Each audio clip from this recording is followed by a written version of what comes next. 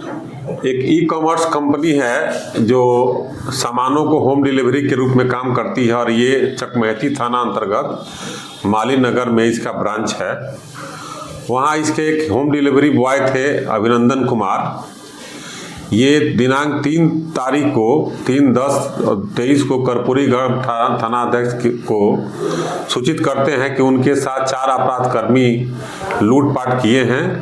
और उनका 6,000 रुपया मोबाइल और सामान जो है जो होम डिलीवरी का सामान था वो लूट लिए हैं।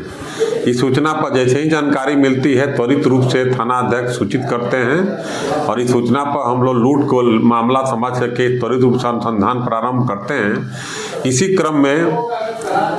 इस कंपनी के जो मैनेजर हैं आशुतोष कुमार वो थाना पर आते हैं और सूचित करते हैं कि उनके द्वारा टोटल 40 सामान को दिया गया था, जिसमें 17 सामान की आपूर्ति की गई थी और बाकी सामान जो है उनको नहीं मिलता है। तो पूछताछ के दौरान में और तकनीकी रूप से पाया जाता है कि जो होम डिलीवरी बॉय है उस संदिग्ध पाया जाता है, तो उनके द्वारा एक केस दर्ज किया जाता है थाना में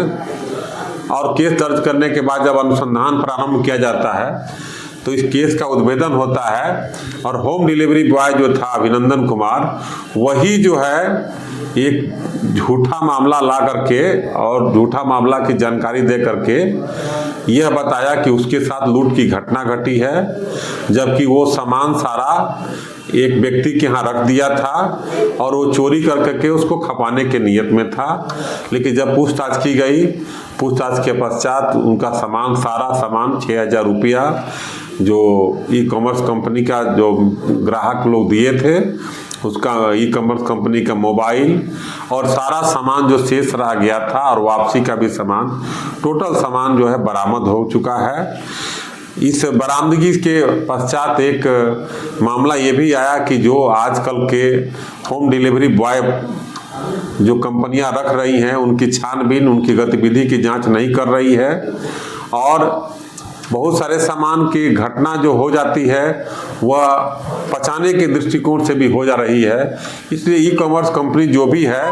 उनसे पुलिस प्रशासन हिदायत देता है कि कम से कम जो ये इस तरह के डिलीवरी बॉय हैं उनसे सतर्क रहें और उनकी गतिविधि के बारे में भी पता लगाते रहें और आम जनता से भी अपील की जाती है कि ऐसे डिलीवरी बॉय पर